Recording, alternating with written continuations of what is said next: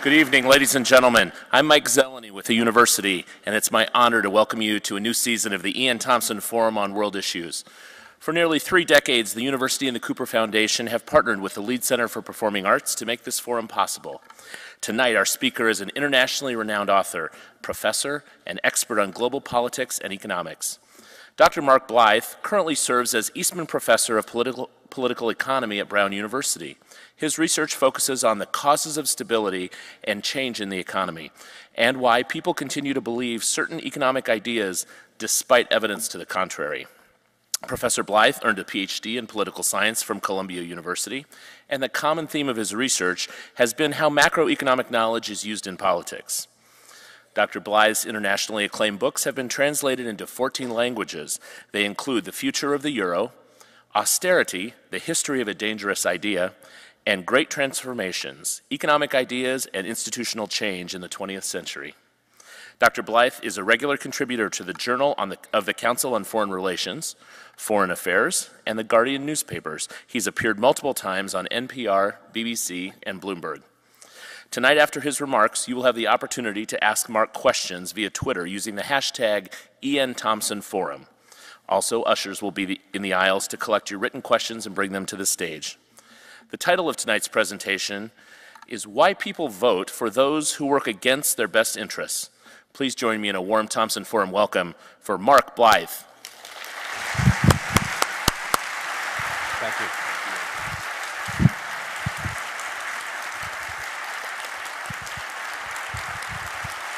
Wow. Can you hear me? Are we on? Can you hear me? Yes. You hear me? Yes. All right, good. Because I can't see you. I can't see a damn thing. Whoa, there's a lot of people here. Is Netflix broken? I mean, really? I mean, what is it, a Tuesday? You know, someone, wow, thank you. Thank you for coming. It's brilliant. All right, I can't see you, which is very disconcerting, but I suppose it's good in some ways. Let's get started. First of all, I'm Scottish. So you might have a problem with the way I sound. For those of you who are going, why does that guy sound funny? Let me explain this. Have you ever seen the film Shrek? Yes. Right. So after 27 years in the United States, I have exactly the same voice as Shrek. I will prove this to you now. Donkey. So if at any point you're sort of fiddling out going, what's that guy talking about? Just think Shrek and it'll all come back in, right? Second thing is I actually have a bit of a cough, so if I basically go down and cough up a lung halfway through, it's normal, I'll be fine. And then the third one is the title. I didn't actually make this title up. The Thompson Forum did. So when I was putting the slides together, I went to the website and said, oh, I didn't give them a title. I wonder what, and I saw this and I thought, oh, I'm in trouble. See, because to get things started, I actually don't believe that's true. So let me explain what I mean by that. I think it's incredibly patronizing for anyone to tell someone else what they think should be in their interest. So it's very easy, particularly for sort of, you know, elites, however that word is used or abused, to say, well, it's in the best interest of people to do this, or people vote against their interest. And it's like, really? Maybe they just see the world in a very different way from you. Maybe you don't like the way that they see the world, but they're entitled to see the world that way, and they will act upon it. And the more that you tell them they shouldn't do this, they're probably going to tell you, no, that's what I'm going to do. So I'm going to use the title as a provocation to then feed into this and see where we go with it. So you ready to play? All right, let's go.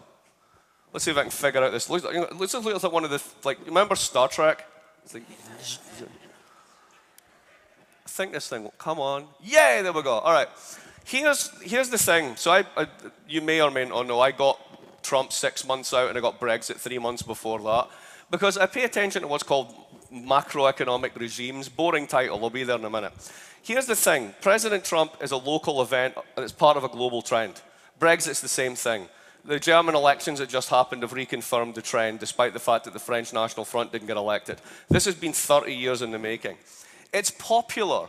Everybody has a version of this, whether it's the guy in the Philippines that likes killing people who are on drugs, whether it's the Japanese Prime Minister who likes provoking things with Japan, whether it's Trump telling us that NAFTA's dead and tweeting various things, whether it's Nicola Sturgeon in Scotland saying she wants independence, she doesn't want independence, she does want independence, right? The Catalans in Spain could be up there, right? This is kicking off everywhere. In fact, here's a little picture of some of the most notable ones, left and right. Oddly, the left-wing ones are on the right-wing ones are on the left, but bear with me. But as you can see, and this is very important, there's a huge left-wing phenomena here. Jeremy Corbyn, Nicola, we've got De Linke, you have the Italian version up there, Spain, and then Alex Tsipras in Greece, as well as the more well-known ones on the right. Because we tend to think of populism as populism, nationalism, anti-immigration, racism. And that is totally partial. If you go to Europe, 3 major countries' party systems, all the political parties, have been completely transformed in the past 10 years. The Italians, the Greeks, and the Spanish. They will never be the same again. And it's insurgents from the left rather than the right that's actually transformed these places. And there's a left-wing version of this one, and there's a right-wing version of this. So I want to go through both. Short version of how we got here. Apparently, if I walk this far, I disappear. Is that true?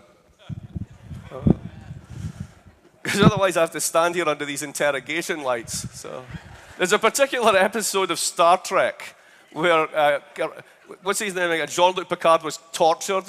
It's a bit like that. Anyway, short version of how we got here. By the way, they didn't tell you, I used to do stand-up and occasionally I just diverge into it, so there we go. All right, so back in the day, at the end of World War II, from World War II, from 45 to about 75, this is the golden era. And it was the period when something very weird happened that never happened before. The top of the income distribution came down, the bottom went up, and the whole distribution jumped. This is when you got the birth of the American middle classes. This is when British Prime Minister Harold Wilson said to the working people in Britain, "You've never had it so good," and he was right. And it was a unique combination of circumstances that produced that world. Mainly the reaction to the Great Depression, fascism, World War II, and the success of the Soviet Union in appealing as an alternative economic model after the chaos of the 20s and 30s. So at the end of that period, we built a world that looked like this, the Cold War era. The policy target was full employment. Regardless of whether you were Sweden or Spain or the United States, that's what the government cared about, because we saw the disastrous consequences of mass unemployment on a decade-long period. National economies. What that meant was that capital was sealed off. There was no international banking running around. There was no derivatives trades. There was no mortgage-backed securities. There was silo banking, commercial banks, savings and loans, investment banks. They all did discrete things, and it was all about forcing investment at home. You had highly restricted financial markets. You had big organized labor dealing with big business in big production units. You had cost of living adjustment contracts. All of that made possible a high rate of investment, which led to a high rate of growth, which led to high rates of taxes and transfers. Crucial bit of information, no one knew the name of the person who ran the central bank. Nobody. Now jump forward to the era that I grew up in. I left Britain in 1991 because of a woman, Mrs. Thatcher. And I jumped straight into the arms of Bill Clinton. I don't think it was actually such a good idea. But anyway, we went to the neoliberal era. And what did that mean? We built a regime that was entirely different. All these different economies, they're very different from each other. But they no longer cared about unemployment because they'd had this inflationary crisis. We'll get back to that in a minute. What do we care about now? Price stability. And what do you care about? Globalization. And what does globalization allow you to do? Well, you make stuff really cheaply. Well, yes, because you've globalized your labor markets. So the ability of labor to go on strike, demand higher wages, done. It's over with. Open financial markets. Why? Because capital and technology flowing abroad create those global supply chains that make globalization possible. So the only way you can cope at home is get out of the unions and be more flexible. We have flexible labor markets. And you get much lower taxes, much lower transfers. And here's the weird thing. Everybody knows the name of the person who runs the central bank because they're now the most important person in the country. Two distinct regimes. Watch this. That's US corporate profits going from 1960 down to 1992 and back up. Look at that. I wonder what was squeezing them and what made them boom. Here's another one. US inflation all the way up in the 1970s. Boom, 1980, Volcker jacks up interest rates, the long decline in inflation. And then what do you see? Treasury yields, a proxy for interest rates. Up and up and up and up, coping with inflation, and then down and down and down to where they are today. Oops, back up. There we go. So what killed that first regime was inflation. Nixon vows inflation cut. There's the winter of discontent in Britain where the unions were striking and no one was even getting buried. That was the tabloid story. What actually happened was the ground was frozen, so you couldn't bury anyone, but you could always blame the unions. That's actually what happened. And then there's that Ron Chernow claim there. The great inflation destroyed faith in paper assets because if you held a bond, suddenly the bond was worth much less money than it was before. But it was a brilliant time to be a debtor. How many of you took out a mortgage in the 1970s? Come on, put your hand up. You made out like bandits. Because if you had a 3% mortgage and you had 10% inflation, it's great, the bank was eating it and you were getting the capital gain. And then when you elected Reagan, you locked in high real interest rates and your house increased in value. What a deal. It's fantastic. When it failed in the 70s, and the reason it failed was the following. There was a system reset. Now here's the failure. Imagine you've decided that I'm going to target full employment. And that's going to be my one policy goal. So you're going to run a very tight, restricted set of labour markets. And wages are going to get bid up. To the point that by the time you get to the late 60s, when you're running the Vietnam War off the books, your real unemployment rate's about 2.5% to 3%. So how it happens at that point is that the worst guy in your firm can leave work and then walk straight into another job and get a pay rise. The only way that firms can deal with this is by pushing up prices. So they push up prices, then what happens? Labour figures out they haven't really had a pay rise. So they want more money. So they get a pay rise. So they want more money. And it all gets pushed up into inflation. When inflation goes up and up and up like this, guess what happens? It becomes irrational to be an investor. So the investment rate collapses. Unemployment goes up despite the inflation. We get the great stagflation of the 1970s.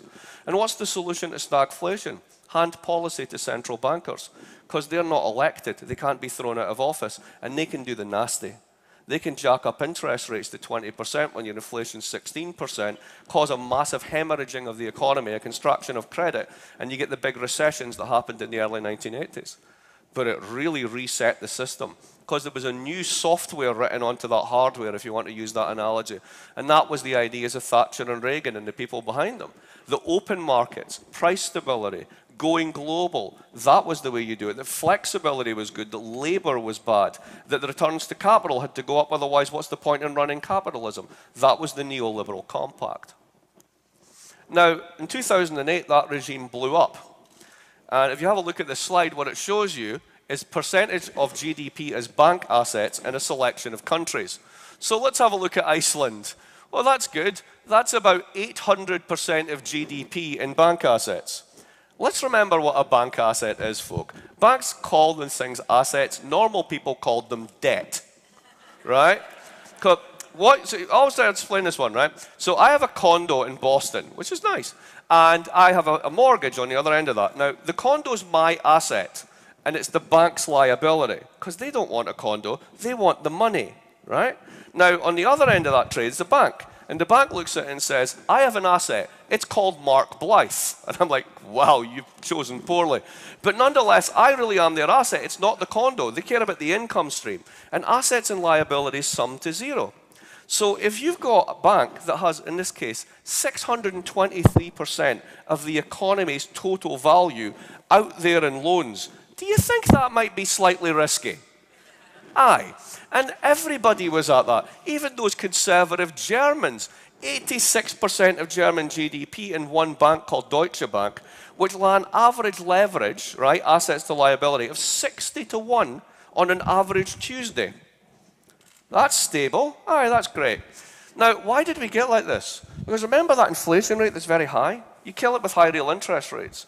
But then you've got a problem because you liberalize finance when there's 16, 15% interest. Oh my God, it's so easy to make money. I mean, I get 15% just for showing up at Citibank and opening a check account. That's incredible. What a bonanza for savers. This is awesome. So anybody can do this. Remember Wall Street, the movie? Right. Now, here's the problem. Those interest rates go down over time because you make more and more financial transactions, you integrate different markets, you open up globally, so the pool of money gets bigger. As the pool of money gets bigger, what happens to the price of money? It falls. What's the price of money? The interest rate. So how do you make money on a declining spread? You pump up the leverage. You do this. And the banking system of the West became multiples of the size of the underlying economy. And it was all working great so long as everyone was revolving credit, whether it was your credit card, your house, your mortgage loan, your corporate loan book, whatever it was, so long as it doesn't go bust. But remember, we've abolished the business cycle. Everything's fine. We know what we're doing. Then it all blew up. And at that point in time, remember I said the central bankers run the world? Here's why. They bailed the system. In the 1970s, the system failed. It had a heart attack because of inflation. The neoliberals came along and reset the system. They wrote new software for the hardware. We didn't do that in 2008. We let the money doctors come in, and what they did was they pumped 13 trillion of euros, dollars, and yen into the global banking system to keep the system going. It had a heart attack, and we basically put them in intensive care for 10 years. This is the Federal Reserve's balance sheet. That's all assets that they have bought from the private sector and swapped it out for money so that the private sector has super cheap loans. Do you know what they do with that? Apple sits on the largest pile of cash of any corporate in the world. I think it's about a quarter of a trillion dollars. Rather than using that, they borrowed money because it was so cheap, issued their own bonds, which earns them a premium on top of that, took the cash from that and then bought their own shares back to boost the value of their stock so they could reward themselves even more money. And we book that as investment so they don't pay any taxes. Does anyone else want to call that bull? The euro system is no different. In fact, they're in much deeper. So let's bring all this back to populism. Do you think there might be a connection? Let's figure this out. So you can't really see this because I made it all up. No, you can't really see this because it's very small, unfortunately. But let me try and explain what's up here.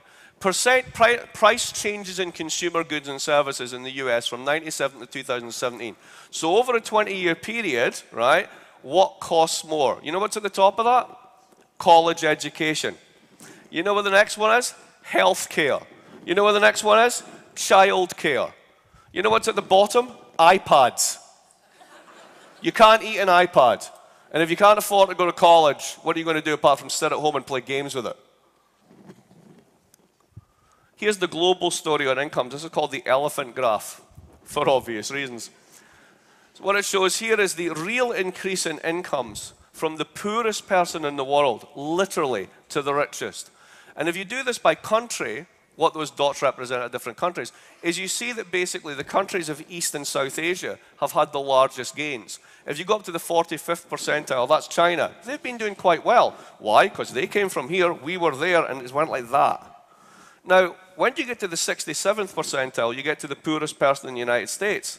Notice all those incomes have been falling relative to where they've been growing. And in fact, at the bottom of the distribution, it's 78% to 87%, the American middle classes, you've taken a real hit. And then, guess what? There's been fantastic gains. That's your 1% in the trunk. Now, who gets this if you break it out for the US? This is quintiles, 20%, 40%, 60%.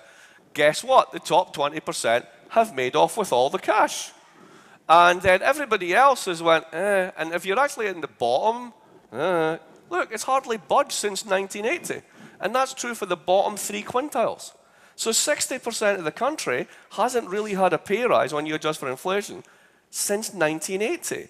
Meanwhile, people like me on the coasts, we've been lapping it up. I've been having lobster thermidor in the bath. Don't tell my wife, she hates when I do that. Here's a clue as to where this broke. Remember that first regime I was talking about? Full employment, captured labor markets, blah, blah, blah, the rest of it. Look, what have you got? 1948 right through to 1973. Productivity and hourly compensation track each other completely.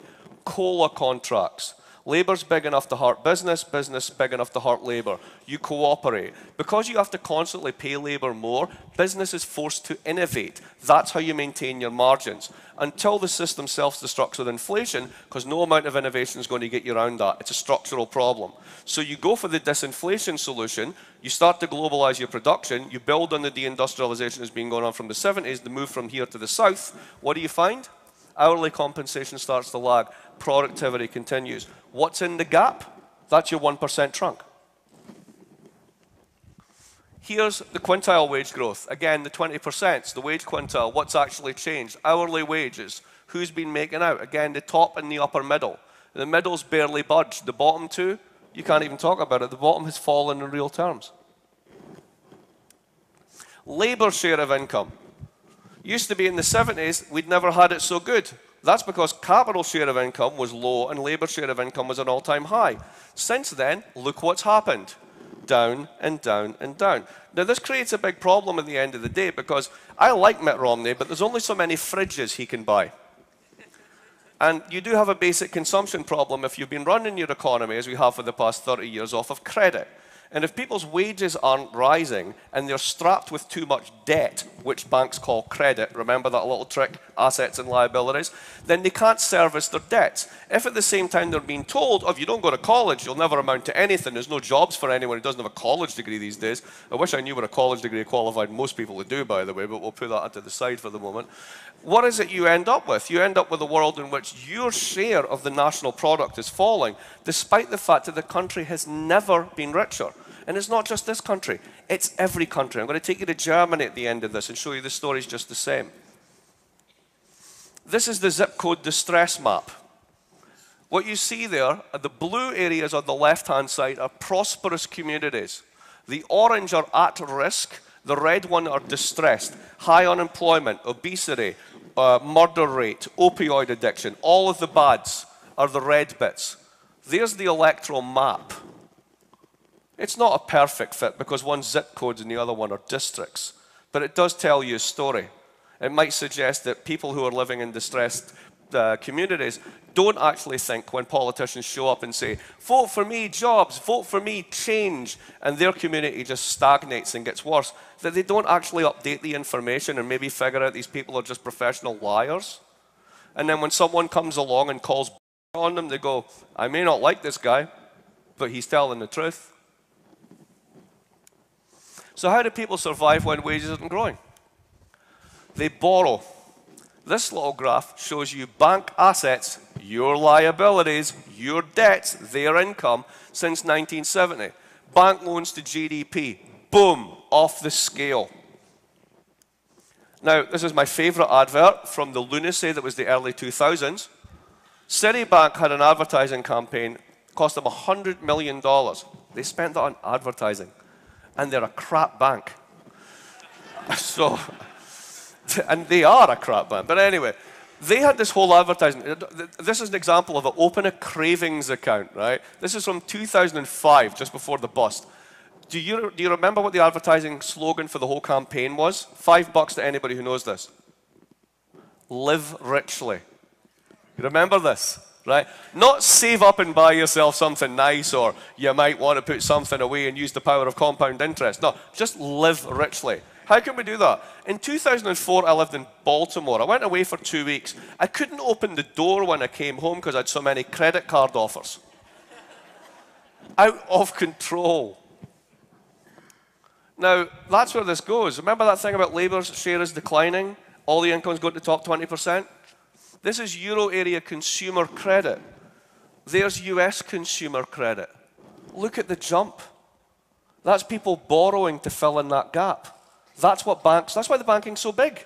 Because every single one of us is running a deficit.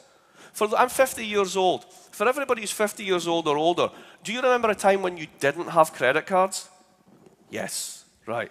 For everybody who's under 50, that happened, right? And we used to have this thing called the state that ran deficits for us and paid for stuff.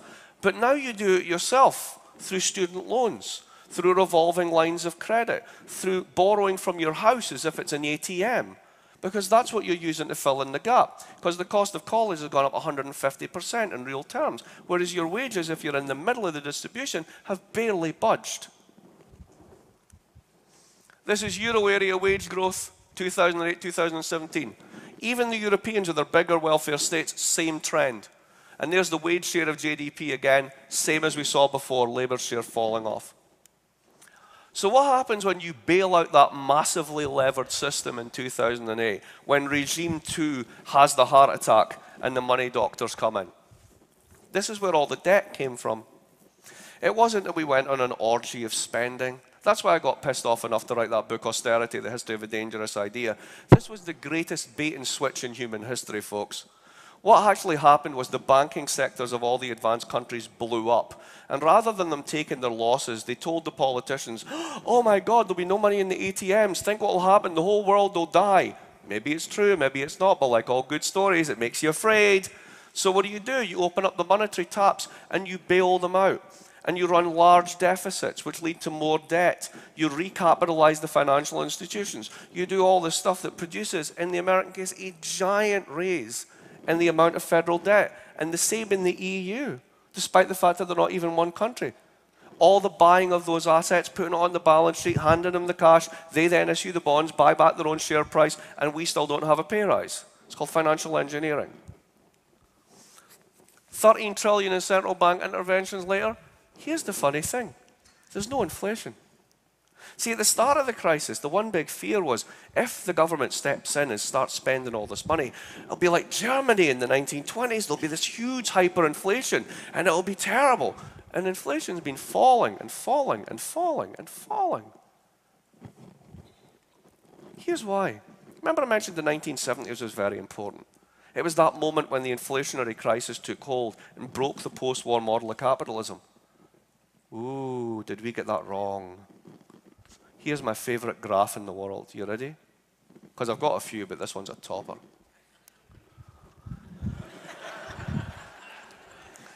I got this from a guy who smuggled it out of the cabinet office of the Japanese Prime Minister. It's fantastic, right?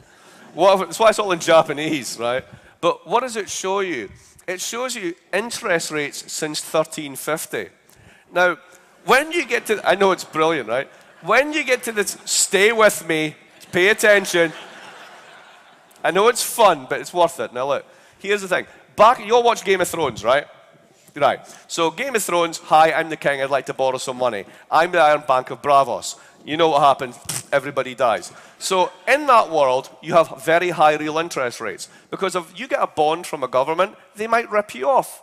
There's no secondary market where you buy and swap different bonds around to offset the risk. So you have very high real interest rates. The Italians and the Dutch come along in the 15th, 16th century and invent a secondary market for government debt. That starts to grow rapidly. The risk dissipates. And then by the time that you get to the 1700s, real interest rates are below 4%. The Brits can issue a perpetual bond, a forever bond to fight the Napoleonic Wars at 3%, and it's oversubscribed. By the time you get to 1941, the real rate of interest is 1.88. So the long-run real rate of interest for the global economy is 2%. Then there's the 70s. All the inflation is in the 70s because of the one unique confluence of events that was that post-war regime and its breakdown. But all of the economics we've ever learned is based upon the experience of that one bit of the time series. Everything else is forgotten. Here's why this is important. That's the federal funds rate. Forget the financial crisis. Where's that been going? Down and down and down. Here's the 4 big central banks in the world. Down and down and down. 1980s inflationary crisis, all the way down. Banks build up leverage, on the way up, pop. Interest rates are still down. There's no inflation in the system. Why? Because it's labor that produces inflation. And once you've globalized your labor markets, there's no inflation anymore. Why can't Janet Yellen bring interest rates up? Why can't Draghi buy interest rates anymore? Because there's no reason to. There's no inflation. Why would you do it? You'd simply slow down the economy. But what does that mean for savers? What does that mean for pension funds? Whoops. Now, add this all together, and in my opinion, you get populism. Debts are too high, wages are too low to pay off the debt, inflation's too low to eat the debt. You can't play the trick you did in the 70s when you got a mortgage. It's the other way around. This is a creditor's paradise, not a debtor's paradise. The left response is blame capital and blame globalization, and they're not blameless. The right response, blame immigration, blame globalization. We can disagree on the immigrants one, but they're basically hitting on the same thing. Now, the results of this are creditor-debtor standoffs, gunfights, if you will, at the level of states, at the level of localities, at the level of communities. What you have is a situation now where there's no inflation, interest rates are really low, where your debts are stable, but it's very hard to service them. And all the laws have been written to the advantage of creditors now. You can't declare personal bankruptcy on student loans, etc., etc.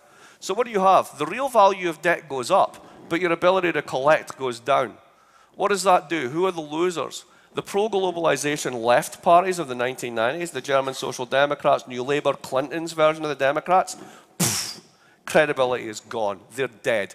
Who are seen as the new stars? All of this lot. Bernie, Podemos, 5-star. Who's on the other side of this? Debtors.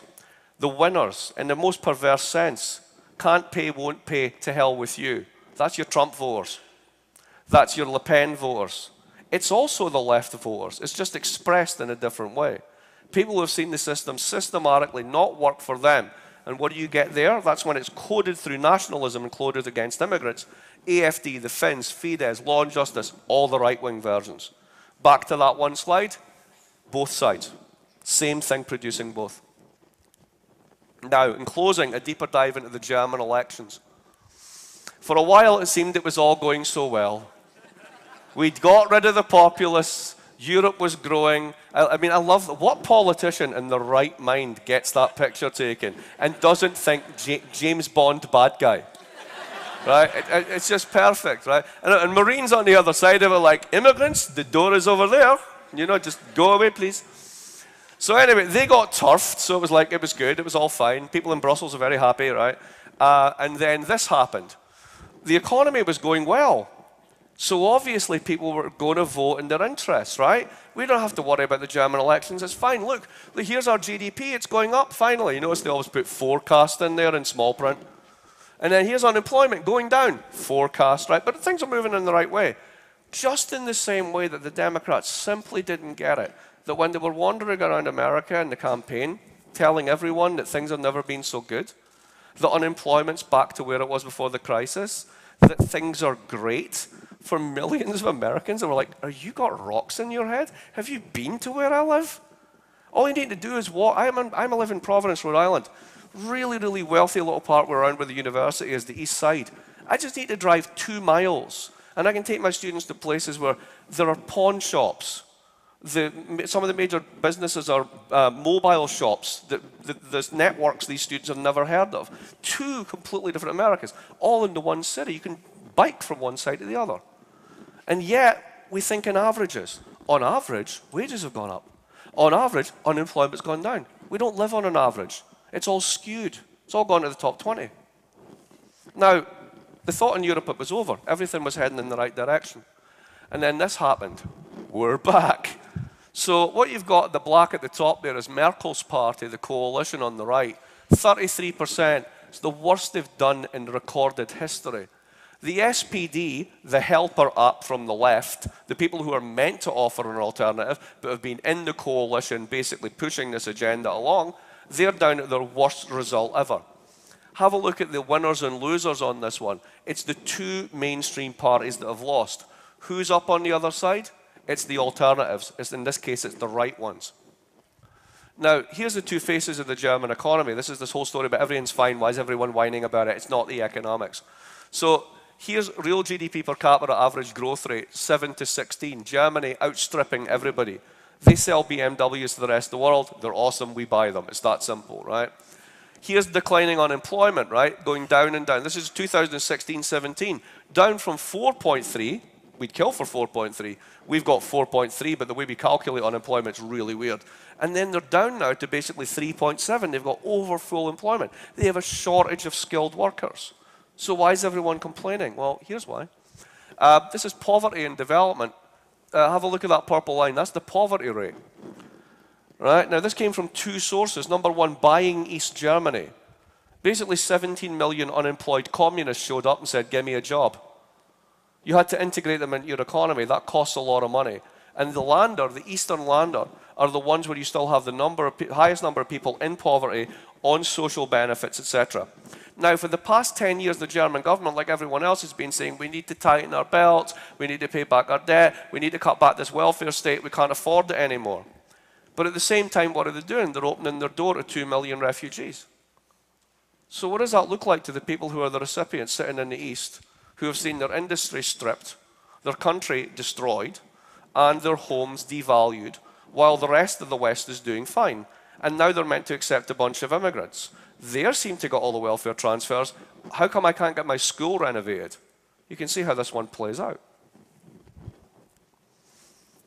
This is the election results in East and West Berlin. This is one city that used to be divided. 20 years ago, the division is still there. What you see in the West, Merkel's party, 34%. In the East, 27%. AfD, the right-wing upstarts, the anti-immigration party, West Berlin, 10.9, 21.6. That's in one city. Identity politics do matter, but all identity is coded through economics. You can't explain a rise in the number of racists by virtue of a rise in the number of racists. You need to explain where it comes from. And where it comes from in the German elections, which I think is very, very germane for thinking about this problem in general, is what is it unique about this one area? Why is it that if you're in the East, you're far more likely to have a higher level of xenophobia than the West, even when you control for age? Well, part of the fact is, go back to the prior slide. You live in the area that's deprived. You live in the area that since 1991 has been in the receipt of transfers. And now you feel you're in competition for those transfers with a bunch of people who have come into your country that you didn't invite. Do you think populists can pick up on this and make this into a politics? And if the centre parties are unable to talk about it, unable to explain rationally why they should want to make these choices, then the result's inevitable. And the tragedy in the German case, and this argument could be extended here and everywhere, is the following. The West is old. The West is rich. But you didn't have enough kids. There are 1.4 new Germans for every 2 that are there just now. Their economy is shrinking. The whole of Europe is just below 2 in its replacement rate. So that means one of two things. Either, if an economy is nothing more than the number of workers, number of hours worked, and the amount of capital, if you take out the number of workers, you have a shrinking pie. Given that the pie is already skewed in its distribution, that's going to get ugly. So the solution would be immigrants, because they can come in, you can put their kids in your system, you can tax them across the generations, they pay for your debts, they pay for your old care, they pay for your pensions. Or you can do the stupidest thing ever. You can say no to that and demand that you want more, which seems to be what people are doing. Here's an interesting one. This is contact with immigrants. People in the West have far more contact with immigrants than people in the East. But the East is where they voted for the AfD. So how do you explain that? Because it's not even contact with real people. It's the imaginary that these people are taking things from me. That's a pure populist creation. So why do people vote against those who work against their best interests? Well, it's not clear to me that's the case. It's not clear that the populists are really the problem, even on the right or even on the left. See, there's a presumption that we had that the mainstream parties were working for them. And it turned out it wasn't true. I'll give you a little bit of anecdata from this, and you can check it out. In the Guardian newspaper, Tom Frank wrote about this. It's the most obvious site to get a link to it. Anyway, here's the story. When they did the Podesta email hacks, when they got the Democrats' emails, somebody took the data from WikiLeaks and decided to what's called geolocate the data. In other words, what were the place names that the leading Democrats, who are the left party who are meant to represent all of us, remember, right? Not the elite Republicans. What were the place names that they talked about in their private communications in this election? What was the #1 most frequently named place in their communications? Can you guess? Have a guess. Martha. Martha's Vineyard. Yeah. #2, East and Southampton. Then New York. Then San Francisco. Then I think it was LA and DC. And the rest of the country, 2 standard deviations out. So what's the imaginary of a party that seeks to represent all, if that's all the places that they talk about, because that's where the money is? And it's not just to castigate the Democrats. The British Labour Party was like this under Blair. The German SPD under Schroeder has done this. The left has systematically failed the people that it supposedly represents. So why should we be in the least surprised that they defect and then go to anyone at all that actually says, hey, I know that everyone's ignored you for 25 years. I at least hear the fact that you're crying and I understand why. People's everyday experience is very different from a national average. Walking out and telling people that the price of iPads has fallen, which means that really they've got more money than they think, at a time when they can't afford to send their kids to college, or their kids would be insane to take on that much debt because it's like having a house with no asset. It's just patronizing. And the example of immigration, I'll go back to that one, it's very different depending on where you live. Immigration, to me, is another person from another interesting country who has a PhD. Right? That's what it means where I live, right? But that's because I'm in the top 20%.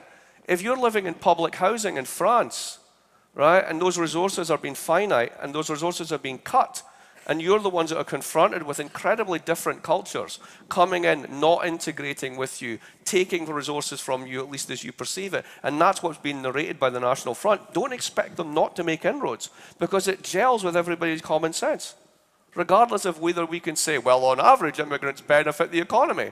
No one lives in an average. Now, the problem here, and I'll close with this, is that you can identify with all of that, and I hope to understand populism, people begin to accept that, because it's not joining one side or the other. To understand the phenomena, to defeat a phenomena, you need to understand it. But the problem is over here. Their economic policies are trash. They can't work. The first one, as explained with immigration and debt, you need more immigrants, not less, or you're going to go bankrupt. Now think about this one. This country, 80% of all financial assets are held by baby boomers. 80% of those assets are held by 20% of baby boomers. They're going to get liquidated in the next 20 years because everybody dies. And when they do, it will either be spent in the most inefficient way possible, running down those assets until you qualify for Medicare, which is just insane, or it will lead to the greatest non-work transfer of wealth in the history of the Republic, whereby an entire generation inherits a huge amount of cash for doing nothing. That's not good. Globalization, Walmart, wages, it's all a problem, but there's also an upside to this. The only reason people are actually able to eat just now is because of global supply chains. If you want to tear all that down, exactly where are you going to get not just your kiwi fruit from, your very basics, given how complex the interdependencies in the world economy are. So simply turning inwards, there's a country that tries this. It's called North Korea. It's not very good. Globalization has certainly harmed a lot of jobs, but not as much as you think. The main culprit has been technology and also labor migration. What do I mean by that? Wisconsin lost 1/3 of its jobs not to Mexico, but to Texas and Florida and other right-to-work states back in the 1970s. We've been industrializing for a very long period, and particularly in manufacturing, capital substitutes for labor really efficiently, not so in services. Fastest, largest volume growing job in the United States, elder care nurse and home help. Because that's where we need it, because the baby boomers are getting older and they need the help, right? But in manufacturing, robots will take everything. But this has been going on for 50 years, so the notion that this is NAFTA, NAFTA's a rounding error on this. And if you try and dismantle all that, all you do is piss off the Canadians. Nobody wants to do that. They will deny us maple syrup and NFL. It's not worth it. And finally, the last one, I'll come back to this, is aging. At the end of the day, we're an older society, and an older society is one that saves too much and invests too little. Because when you're at the, to sound like an economist, when you're at the end of the life cycle, you care about present consumption. So you don't care about the ability of somebody else you don't know to go to college. So you vote for tax cuts because that's in your immediate interest, because you want to leave it all to your kids. But the world that your kids are going to grow up in is the one that everybody else's kids are growing up in. And if 80% of them think the system's bust, and 66% of you here think the system's bust by the voting I saw earlier, then it doesn't matter how much you try and self-insure through assets for your own kids. You're leaving them in the country. Don't do that. And the first step to that is very simple. Go back to that graph. Imagine what would happen if you had free college tuition. 60 billion a year would do it. We spend more on DARPA and the Defense Research Institutes. Subsidized childcare. Imagine what it would actually be like if women, particularly single mothers, were actually able to be active members of the workforce rather than being general stress cases as they spend 60% of their take-home pay getting their kids looked after so they can put 40% on the table to feed them.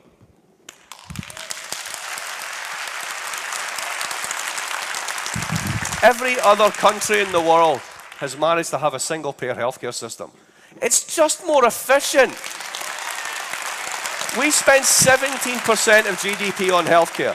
Everybody else spends about 7%. 10% of American GDP is more money than I could spend on a Victoria's Secret supermodel. And that's a lot of money. Imagine what we could do with that.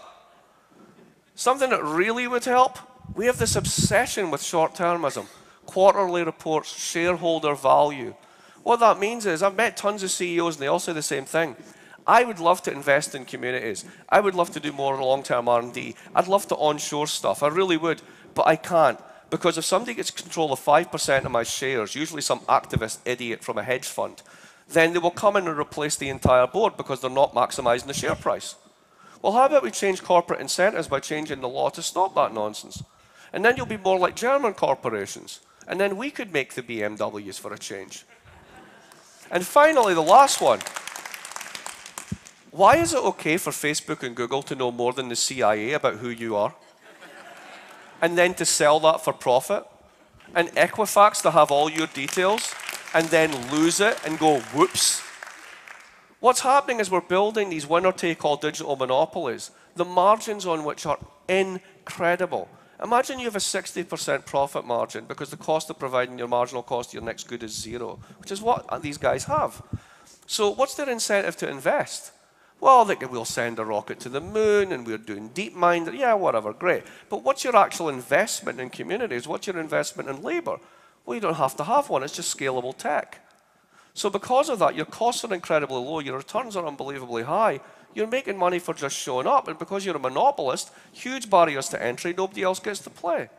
That's what we're turning the economy into. So it's a rentier's paradise. It doesn't work to work. It only pays to be one of those guys. We can't all be one of those guys. So a simple way to do it is just follow that. Those 5 things, just do that. And you'll kill populism in a heartbeat. And if you don't be surprised if they're in charge. Thanks.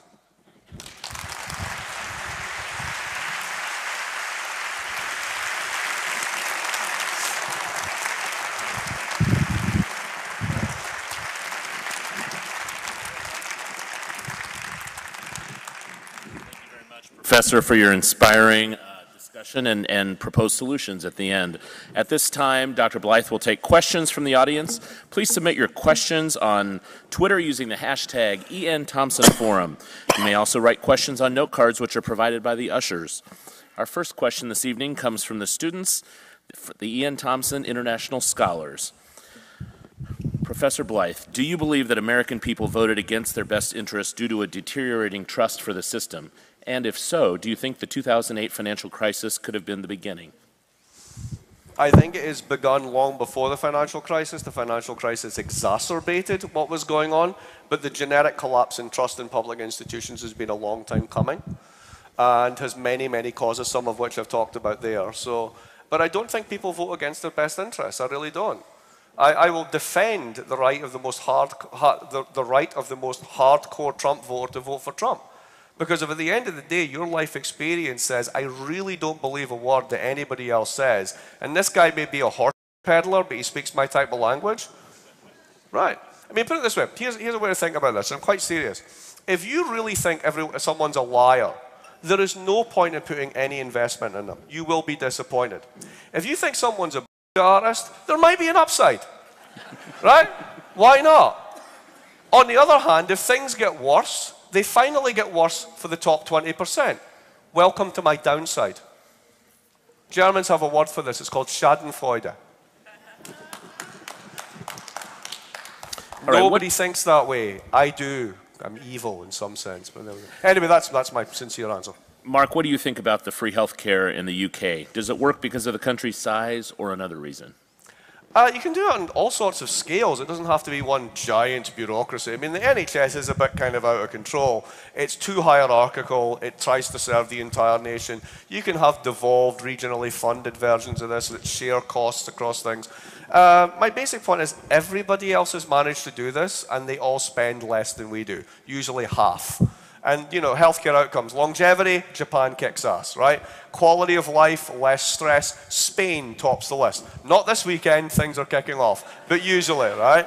There's lots of different ways you can look at this. If you want sort of like highly stressed out societies with lots of social problems, we rock, right? In part because we work too many hours. And because of that, we're totally stressed, so we consume far too many pharmaceuticals, etc., etc., etc. So it's not just a question of the nature of the payer system. It's what do you expect healthcare to do? And that's part of a larger conversation we need to be about what are we trying to do, because we're all just running to stay still, apart from a few of us who have managed to basically take the cake. And really, until we get to the heart of that, everything else is skirting around the issue. All right, thank you. We'll stay in the United Kingdom. Why did the Brits vote for Brexit? Because they're morons. Next question. So all right, this is where it becomes comedy, but it's also tragedy, and the best comedy is tragedy, right? So here's the way it worked before. The Brits had the thing called the pound, right? It's cute. I had a picture of Elizabeth on it, right? Now, they were never going to join the euro. And because they were never going to join the euro, they didn't have to put up with any of the nonsense of the Germans and their perpetual belt tightening, right? Any of that crap. They didn't have to put up with all these rules called the fiscal compact and the deficit reduction procedure. They were never going to join. And the best thing about being a country is having your own money. Because if your banking system goes, poof, you can print money to save it if you want. You can also decide not to. You can take a hit through the exchange rate because you have one. So you basically default slowly on foreigners in your cash rather than on your own people.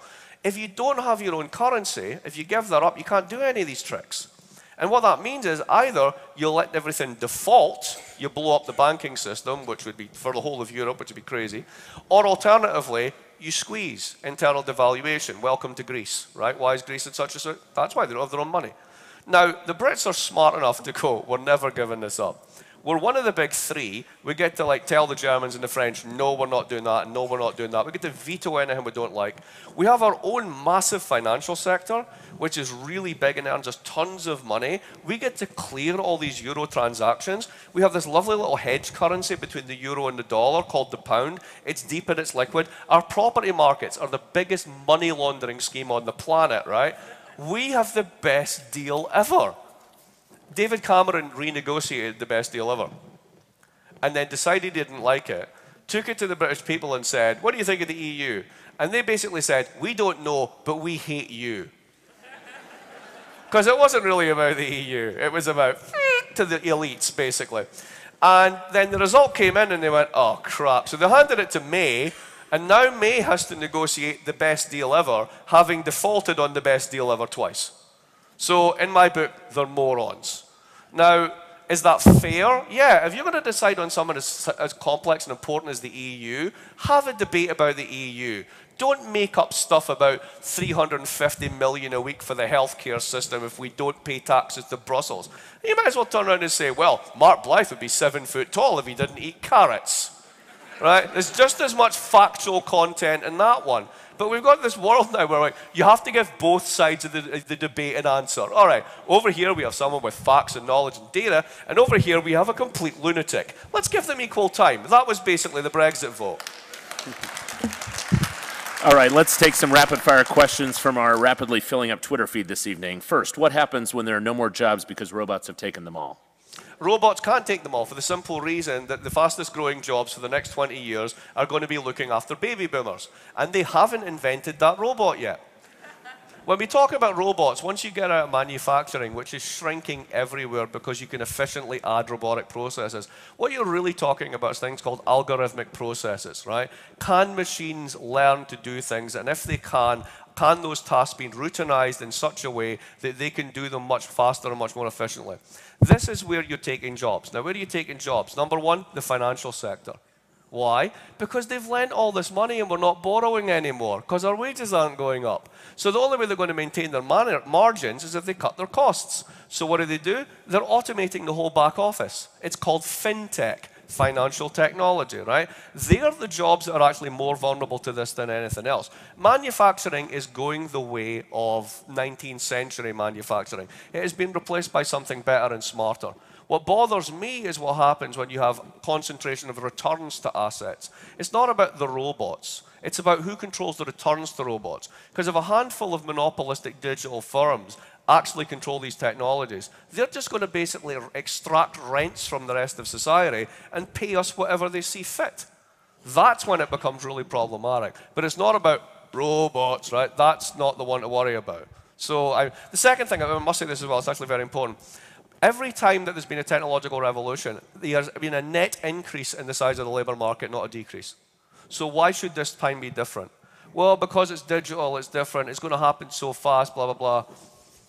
Sweden, very high tax and transfer society, welfare state, big state, the whole lot, right?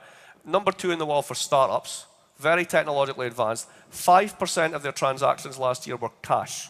Everything else is digital. They're already a digital society. They've still got employment. Let's have a little faith here. We remember the jobs that have been lost. We're unable to picture the jobs that will be there. I still have faith that that's the case.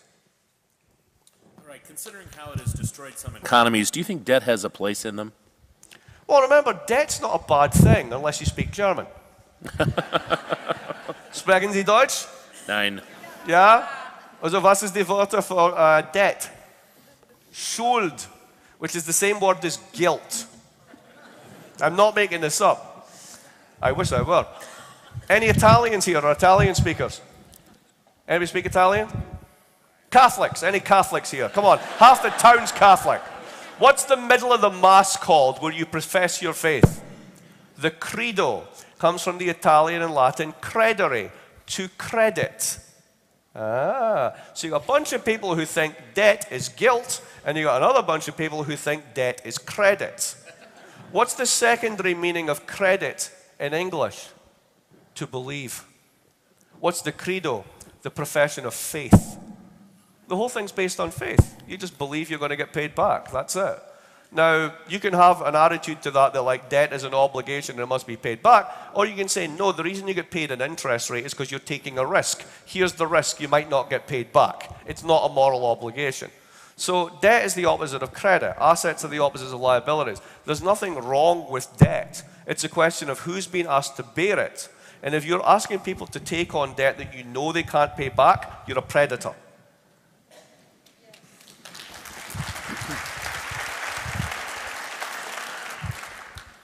Based on your proposed solutions, are there any U.S. politicians who can get elected? I think so. I do. And he'll be too old to do it himself, but I'm a big believer in Bernie. The reason being, apparently he's not the nicest guy. I don't know, but he seems very avuncular. Who knows, right? But that's irrelevant. Who cares about personalities? It's what you're saying. What are you putting on the platform? What are you actually telling us? And he's actually pointing out, good God, if we could save 10% of GDP, you wouldn't need to have 1.2 trillion in student loan debt weighing down the next generation. So basically, save it in healthcare, you can just wipe out the student loan problem. This is simple accounting. Why are we giving guaranteed interest rate repayments to commercial banks to give you students loans which you can't default on because you're not allowed to? That's called usury. That's ridiculous. It's not a debt if you can't default on it. It's not a moral obligation, to go back to the earlier one. So, I think that he's on the right track. Now, somebody else is going to take this on. I think that the world changes in cycles, just like these regimes. And I'll give you an example just now in Britain. May is dead. The Conservative Party is dead. Their message is dead. There's a guy you've heard of called Jeremy Corbyn.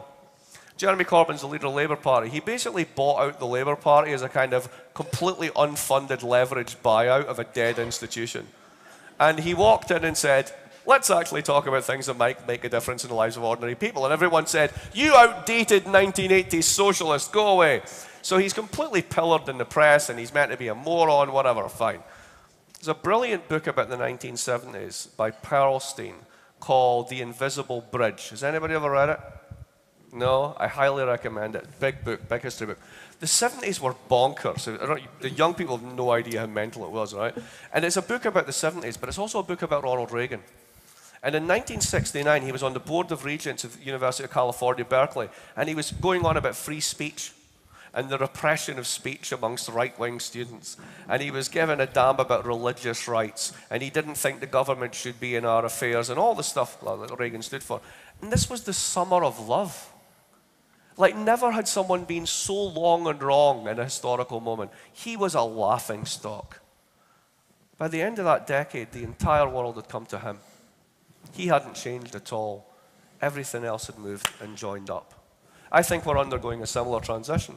I think that the money doctors saved the regime that was born in 78 and died in 2008. They pumped it along on monetary life support, but ultimately it's bankrupt, financially, intellectually, and morally. And I think particularly the young generation see this.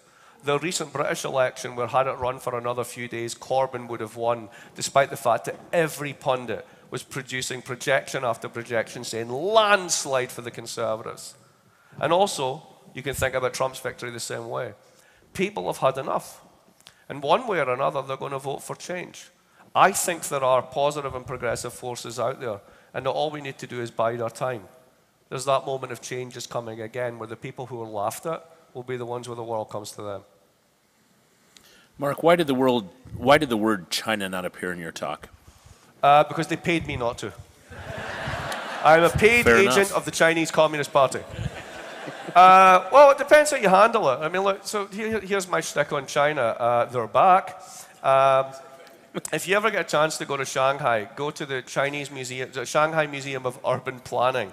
I think they call it that to make sure you don't go. But when you go in, it's kind of a car park. It's like a square Guggenheim, so rather than being round, right, with paintings, it's square. And you go in, and the first one, it's all calligraphy. And you go, it's a big piece of Chinese writing, and it says something like 3,800 BC, dig a ditch. And you go along like a few feet, and there's another big bit of calligraphy, and the translation at the bottom. And while you're at it, clean up the trash.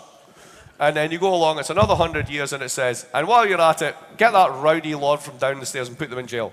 And you go along, and it says, and then put in street lights, right? And then by the time, you go up, and it's like, by the time that my people were running around painting themselves blue and eating each other, right? They're like, oh, we need to figure out a public education system. We're going to allot this much of the budget for doing this, and blah, blah, blah. And it's like, this is like, year zero for us, like the beginning of the age of Christ, right? So what you do is you walk up, and you go, holy crap, these guys have been around for a long time.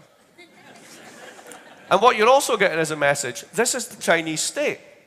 This is what we do. Don't get in the way. So you get up to where they get to the Opium Wars and the complete breakdown of China, which I believe, if memory serves me right, they call the European Interregnum or something, an anodyne like this. It takes up like half a wall. Then there's Mao. You'd think that would be a big thing. Seriously, he gets one panel. And then you open the door. You ever seen the film Mission Impossible? They have a scale model of Shanghai. And they got guys on wires coming down, putting the buildings in. Hi, we're back. Right? Now, why are they doing this? It's a show of the power of the state. And that's the way that works. That's the way their economy works. They're not top-down communists. Don't think that for a minute. They're the most fiscally decentralized country in the world. 80% of their public expenditure is spent at the local level. Like when we talk about giving back to the states, like the Republicans' master plan would be half of what China's already achieved. Because they've got 1.2 billion people. So they have regions which have 100 million people in them. You can do a lot of experiments. You can get things wrong and still get things right. They are very robust to shocks. Now, we don't let them buy stuff. We have a thing called the National Security Foreign Investment Act of 2007. They can't buy guns, can't buy tech, can't buy pharma. Go away. So we sell them stuff. They sell it through a Walmart. They get dollars. We make them buy treasury bills. They're fed up doing that. They're not stupid. So they've got this project called One Belt, One Road. If we're not allowing them to buy assets here, they will go form assets elsewhere. They're investing $40 billion in ports in Pakistan. They've already built a railway that stretches right across Transcaucasia. You can bet that those nice compliant governments in Tajikistan, Kazakhstan, and the rest of it will make sure that nobody ever buys anything near that railway line. You'll bet that that railway line will be moving freight trains at 300 miles an hour while we're still dealing with a cellar. And on those freight trains will be all the goods that Europe can possibly want to consume. They'll just bypass us. Now, you can either engage with that, you can get into a stupid fight with that over some islands, which is utterly pointless because at the end of the day, it's their neighborhood, not yours. And more to the point, unless you're willing to actually invade them, occupy them, and kill them, don't try. We've been doing a lot of that. It's usually working out badly, right? So they're just going to bypass us and do the thing. You can either engage with that and sort our own house out as the most powerful country in the world, as the richest country in the world. We've still got so much we can do. Or we can retreat inward and worry about China as a threat and say that we can't have healthcare and we can't do this and we can't do that, while all the profits go to a tiny handful of people who are telling us all that stuff. I don't want to do that.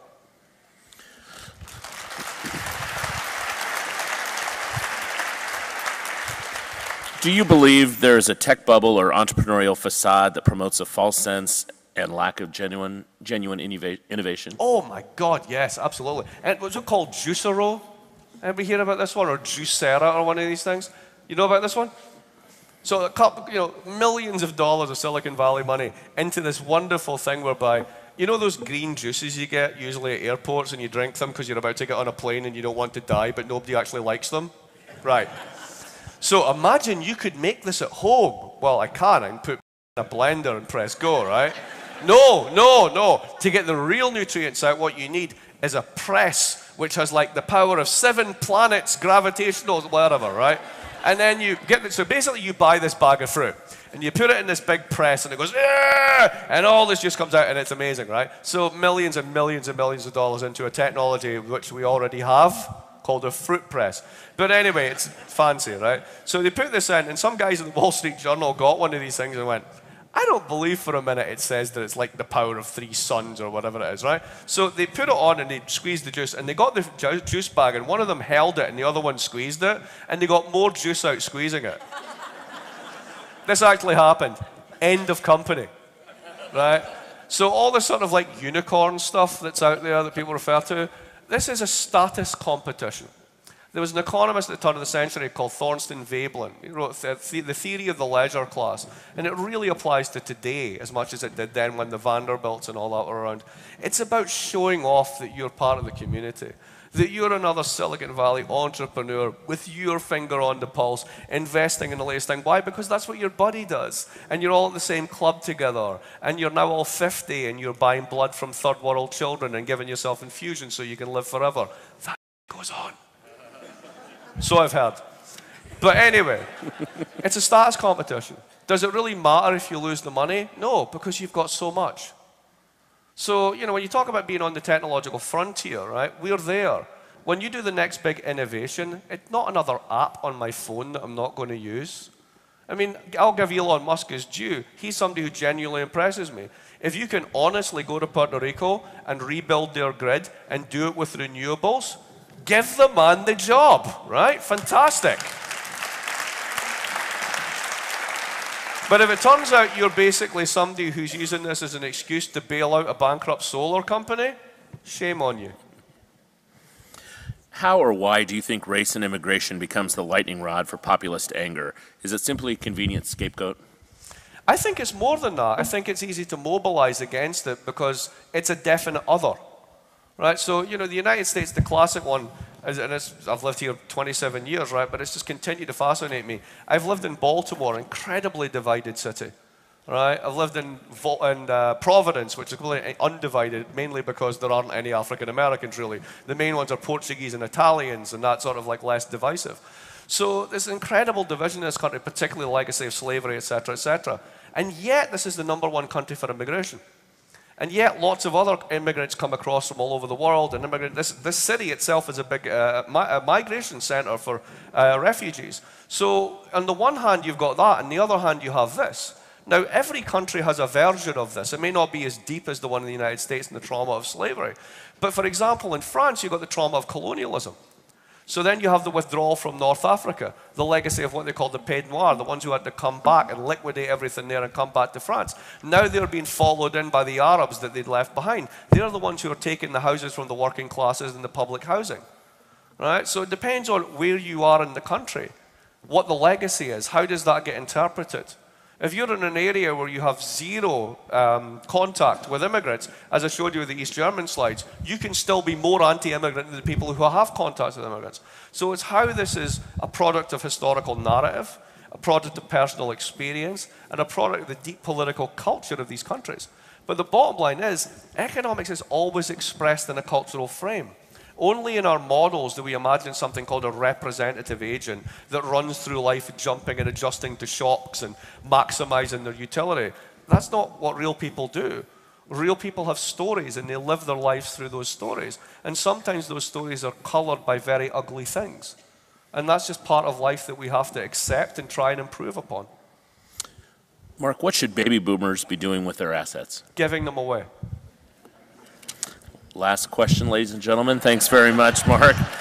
This one's what role? This is from our Twitter feed this evening. What role does the study of leadership play into how we balance government, society, education, and give others a fair chance? So leadership is way more. As I get older, I realize that leadership is way more important than I thought it was when I was younger. Because leaders are annoying, right? It's like the person who wants to be class captain, right? Nobody really likes them. You have an election because you have to. They're annoying. It gives them something to do, right? It's called Washington, D.C., right? So they all end up there. And there's a way in which when you're younger, particularly leadership, whatever. Then as you get older and you start to be in charge of things and run things, you recognize the massive difference that leadership can make. That somebody with an actual clear vision who can gain the trust of the people around them can take something that seems utterly bankrupt and transform it. And how somebody who's a leader who thinks they're good can do incredible damage. So it's actually really important. But when it comes to the big scale questions, the big government questions, I think it's actually less important. Right? So one of the students in an earlier chat gave me a question and it prompted the following response. I think the election of Trump has been good for climate change because it stops the rest of the world waiting around for America to solve the problem. Right? So if the Germans and the Chinese now get together and do green tech, bring it to scale. China, for example, has installed more solar in the past 2 years than the United States has, right? If they end up doing that, we're the suckers because we should have been leading the investment. We'll be buying it from them. But in a way, if that forces them to do that and that's good in a global sense, go for it. So does that mean Trump was a good leader in that regard? Well, that's a different question, right? But it can have a positive effect. So the macro, let's not sum it all up to, the one leader, the genius, the charisma, whatever, that does everything. That's not a good way of thinking about it. They can make a difference. But the key thing is, when they've actually got the trust of everybody who wants them to lead, that's when societies work better. But when you have leaders who are divisive, who pit people against each other, that never works out for anybody. That's the type of populism you want to avoid. All right, ladies and gentlemen, two things. First, I'd like to remind you to mark your calendars for the next Ian Thompson Forum. It will feature the British National Debate Team as they tackle the question, is regulation of social media necessary to protect democracy? It's November 11th at 7 p.m. here at the Lead Center. Secondly, join me in thanking Dr. Mark Blyth. Thank you all for coming.